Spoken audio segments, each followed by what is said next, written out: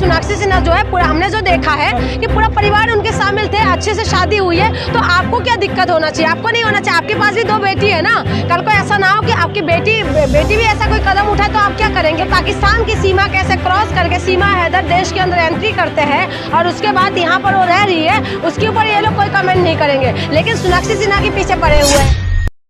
तो लगातार सोनाक्षी सिन्हा को टारगेट किया जा रहा है, इसको लेकर के आप कैसे देखती हैं? आप भी एक महिला हैं। देखिए, किसी को इस तरीके से टारगेट करना गलत है, ठीक है, क्योंकि हमारे संविधान ने तो हमें अधिकार दिया है ना, जिसके मर्जी उसके साथ शादी कर सकते हैं। ये थोड़ी ना बोला है कि आप इसके साथ शादी नहीं कर सकते हो, इस धर्म में से नहीं कर सकते या उस धर्म से नहीं कर सकते। सोनाक्षी सिन्हा का अपना फैसला था, ठीक है, अपना फैसला थी तो उसने शादी कर लिया। उस मुद्दे को इतना उछालने की क्या जरूरत है? ये लोग उस मुद्दे को उछालते हुए देखा जो पाकिस्तान से सीमा हैदर अंदर आ गए थे, तब इन्होंने कुछ नहीं बोला। जब पाकिस्तान की सीमा कैसे क्रॉस करके सीमा हैदर देश के अंदर एंट्री करते हैं और उसके बाद यहाँ पर वो रह रही है, उसके ऊपर ये लोग कोई कमेंट नहीं करेंगे, लेकिन सोनाक्षी सिन्हा के पीछे पड़े हुए हैं। और उसमें एक बयान वो भी बताया था कि रामायण उनका घर का, शत्रुघ्न सिन्हा का घर का नाम रामायण है, तो बोले हैं कि घर के नाम रामायण है और घर की श्री लक्ष्मी को कोई और लेके चले जाएगा। तो कुमार विश्वास जी को ये पता होना चाहिए कि उनके पास भी बेटी है। जब बच्चे बड़े होते हैं ना, बच्चे बड़े होते हैं, उसके बाद उनकी अपना पसंद हो जाते हैं और किसके साथ शादी करेंगे, किसके साथ रहेंगे, उनका अपना फैसला हो जाता है। कोई भी माँ बाप इस धरती के अंदर, कोई भी माँ बाप ऐसा नहीं है, सब माँ बाप यही चाहते हैं कि हमारा बच्चा जैसे हमने बड़ा किया है, ऐसे हमारे बच्चे अपनी कास्ट में या अपने समाज में, अपने उसमें लोगों में शादी करें। लेकिन अगर बच्चों का अपना चॉइस होता है, उसके बाद अगर किसी से शादी करना चाहते हैं, उसमें भी माँ बाप नहीं रोकते, या कोई भाग के शादी कर लेते हैं, कोई पूरा परिवार की सहमति के साथ शादी कर लेते हैं। और इसमें सोनाक्षी सिन्हा जो है पूरा हमने जो देखा है कि पूरा परिवार उनके शामिल थे, अच्छे से शादी हुई है, तो आपको क्या दिक्कत होना चाहिए? आपको नहीं होना चाहिए। आपके पास भी 2 बेटी है ना, कल को ऐसा ना हो कि आपकी बेटी भी ऐसा कोई कदम उठाए तो आप क्या करेंगे? इसीलिए जिनके पास बेटी है, बहन है, भाई है, तो उसको थोड़ा बयान, इस तरीके के बयान देने से बचना चाहिए। और इस बयान के साथ मैं बिल्कुल सहमत नहीं हूँ। कुमार विश्वास ऐसा क्यों बोल रहे हैं? क्या उनको राज्यसभा की कुर्सी चाहिए? बिल्कुल बिल्कुल, इसी वजह से तो बोल रहे हैं। नहीं तो कुमार विश्वास जो धर्म का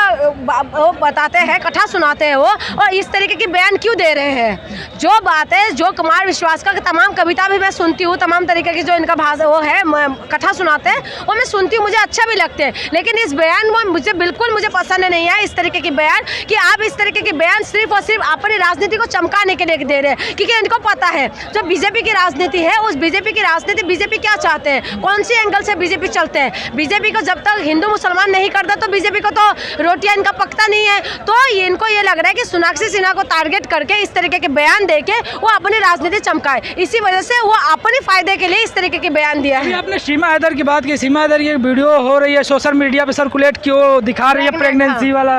बिल्कुल वही मैं कह रही हूँ, सीमा हैदर पाकिस्तान में हमारे हिंदुस्तान के अंदर घुस जाते हैं, ठीक है, सीमा को क्रॉस करके आते हैं, उसके बाद आके ये नोएडा में रह रही है, ठीक है, यहाँ पर यूपी के अंदर वो रह रही है, लेकिन उसके बाद भी वो प्रेग्नेंट होने का जो वीडियो वायरल हो रहा है वो अपने मामला है, मैं उसमें कुछ नहीं बोलूँगी। लेकिन मेरी कहने का मतलब ये है कि एक जो पाकिस्तान की जो लेडी है वो हिंदुस्तान के अंदर घुस जाते हैं और आपकी सिक्योरिटी कहाँ है? बच्चों के साथ, ठीक है, उसके बाद वो यहाँ पर रह रही है, लेकिन उनके लिए इनकी आवाज़ नहीं निकलेंगे, ये उनकी भाभी है। लेकिन उसके बाद अगर सोनाक्षी सिन्हा अगर किसी के साथ शादी कर रहे हैं तो इनको ये दिक्कत है, वो तो अपनी मनमर्जी से शादी करें ना। पूरा परिवार ने उनके, आपने देखा होगा हमारे पास वीडियो जो हमने देखा है, पूरा परिवार शामिल है, पूरा परिवार के साथ मर्जी के साथ उन्होंने शादी करा। तो इस तरीके के बयान देने से क्या फायदा? सिर्फ अपनी कुर्सी के लिए, अपनी राजनीति चमकाने के लिए आप किसी को भी टारगेट करेंगे, किसी की बहू बेटी को अगर टारगेट कर रहे हैं ना, तो ये कहीं ना कहीं उल्टा घूम के कहीं आपके ऊपर ना आ जाए। हाँ, पर्सनल टारगेट करना कहाँ तक सही? पर्सनल टारगेट बिल्कुल सही नहीं है। मुझे भी ये बोलना भी अच्छा नहीं लग रहा है कि मैं इस तरीके की बातें बोलूं,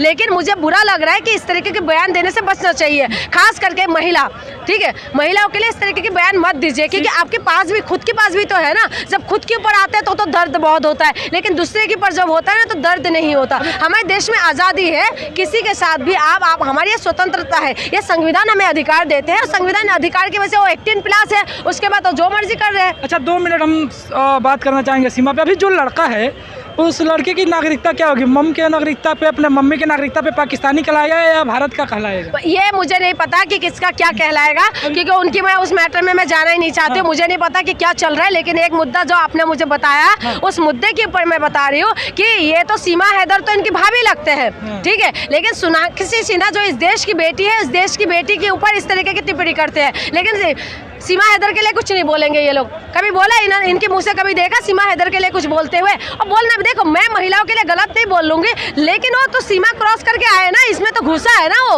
उसके लिए आप क्यों नहीं बोलते हो कुछ भी? आप उनको अपनी भाभी मानते हो, लेकिन उसके बाद इनको तुम आप टिप्पणी करेगो, तो ये चीज़ गलत है। एक संगीतकार हैं, गायक हैं, वो अभिजीत भट्टाचार्य, उन्होंने बोला है कि गांधी इस देश के बापू नहीं है, वो पाकिस्तान के राष्ट्रपिता हैं। इसको लेकर कैसे देखती है? देखिए मैं वही कह रही हूँ, राजनीति चमकाने के लिए आप कुछ भी कर सकते हैं। जिस गांधी ने, ठीक है, छोटी सी धोती पहन के, वो पतले से शरीर, धोती पहने हुए इस देश को आज़ादी दिलाए, ठीक है, आप गांधी की मुकाबला कर सकते हैं। महात्मा गांधी ने जिस तरीके से इस देश को आज़ादी दिया, आज जो ये टपर टपर चपर चपर जो बोल रहे हैं ना, जो बोल रहे हैं ये लोग, ये गांधी के है ना पैर की धूल की बराबर भी नहीं है, ठीक है। आज़ादी की टाइमिंग में क्या हालत होंगे उस वक्त में, वो जो महात्मा गांधी अफ्रीका में किस तरीके से सामना किया था अंग्रेजों का, देश के अंदर किस तरीके से सामना किया था अंग्रेजों का, आप सामना कर सकते हो। आप तो चातुकार करने में आपका वो नहीं चलता, और आप इस तरीके के बयान देंगे, और पाकिस्तान की राष्ट्रपिता है, हमारे इस देश की राष्ट्रपिता है वो, आप इस तरीके के बयान कैसे दे रहे हैं? हमारी महात्मा गांधी के लिए अगर कोई बोलेंगे ना, हम गांधी की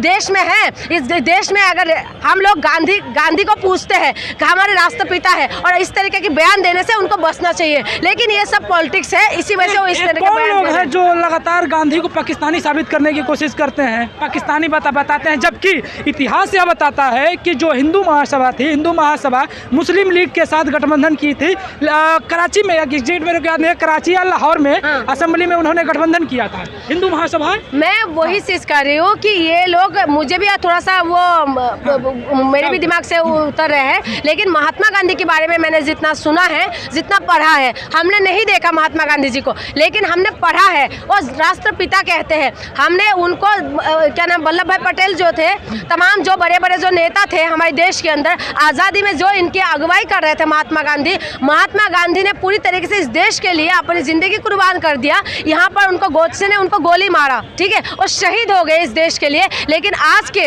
जिनके थोड़ा सा भी औकात भी नहीं है कि महात्मा गांधी की धूल की बराबरी हो, या एक सवाल सत्ता से एक सवाल करे, वो लोग महात्मा गांधी के ऊपर उंगली करते हैं, महात्मा गांधी के ऊपर उंगली उठाते हैं। तो इस तरीके के बयान देने से बचना चाहिए। क्यों दे रहे हैं? आखिर ये कौन लोग हैं? क्यों? मैं वही कह रही हूँ, इसीलिए बयान दे रहे हैं, अपने राजनीतिक सत्ता पाने के, राज्यसभा जाना है क्या इन लोगों को? बिल्कुल इसी वजह से दे रहे हैं, क्योंकि अभी बुढ़ापा आ गया इनके, ठीक है। अब बुढ़ापा में ये लोग क्या सोच रहे हैं, अब तो बुढ़ापा आ गया, अब चलो राजनीति में कर लूँ, कुछ इस तरीके के बयान दे दूँ, थोड़ा सा जनता के बीच में आ जाए, जनता को जो ज़्यादातर जो सपोर्टर है उनके दिलो दिमाग में काम कर जाएंगे। क्योंकि ऑलरेडी जो है तमाम लोग यही साबित करने में लगे हुए हैं कि जो महात्मा गांधी है, ये लोग गोडसे को पूछने वाले लोग हैं, जो गोडसे को पूछने वाले लोग हैं, तो महात्मा गांधी को तो विलन ही साबित करेंगे ना।